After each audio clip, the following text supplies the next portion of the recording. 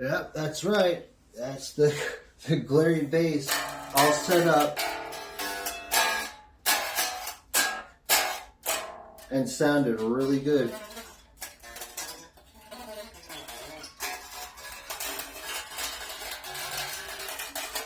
Got our all set up for very, very low action, and here I'm thinking earlier that, oh, I know I have it all set up nice and all that. Mind you, it's been a couple of years since I really worked on a bass. Never worked on a 6-string bass, and boy was this fun. I had to tighten the truss rods, if you will, and just adjusted the saddles a little bit more so that, you know, it's a little bit more comfortable when you're playing and all that. Especially, it makes me want to play punk music for some reason. I'm not a big punk fan. It's like, oh, let's play some Misfits, and then the Korn stuff starts coming out like. But you know, it's more wanting to do that, and I haven't played bass in a while. But the first song I ever learned when I played bass was Thunder Kiss 65. So I was like, all right, I got to go back and catch up on my chops. So I'm gonna start, like, as you see it now, I'm playing it like a guitar. But this thing is so fun. Like I'm gonna have a sign that says nothing under 6 strings allowed, because I have 6 strings and 7s. Like I'm thinking about still getting a traditional 4, just because, you know, I got a traditional 6s and all that. But the one comment where it's like, oh, you're not going to play the 1st and 6th string, like, really?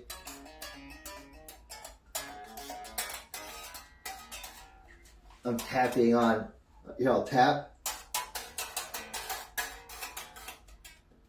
Oh, missed the string. There, I just used all 6 strings twice.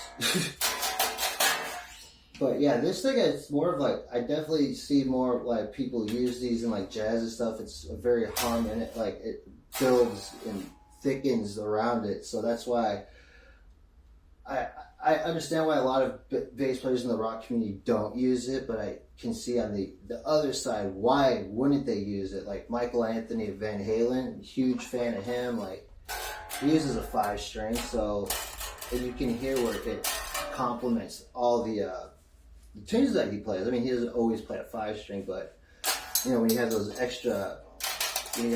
extra notes that you have, I mean, it really gives you what is it? It gives you more options that people kind of poo-poo, if you will, on. But this Glarry bass, this is such a diamond in the rough. I think I might end up making Glarry my bass company just for the reason of, I mean, come on, $72, a gig bag and all that. I mean, between good old Vayper and all that, I mean, I found 2 companies that pretty much take care of me. I mean, Glarry doesn't really give 2 probably craps about me, because, you know, the only emails I get is, yeah, we don't give it, you know, we don't care. Your channel doesn't mean anything to us. I'm paraphrasing. They didn't say that. They were very nice about it, but I was actually expecting when I got this bass, I was just going to crap all over it, and the joke's on me. It's a well put together instrument. I'm still trying. The only instrument I've really found in the past year that I haven't liked was the Ibanez knockoff, and I ended up fixing that up, putting probably $400 more into it, made it better, and then I ended up making it better, redid the fretwork on it, and it played like a brand new $700-800 guitar, and sold it to my buddy so he can learn how to play guitar, and he absolutely loves it.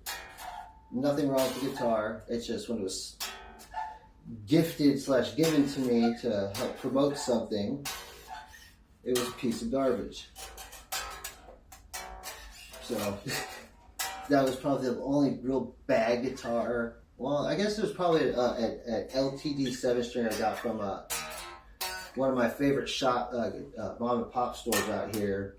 I get home because I went and gave back that slanted Ibanez 7-string because the thing just would not stay in tune, and it had massive bridge issues. I think it was drilled wrong from the factory.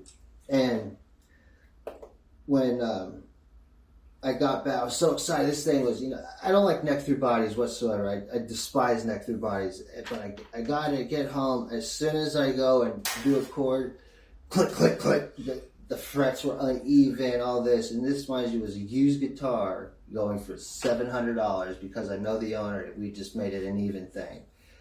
I go back.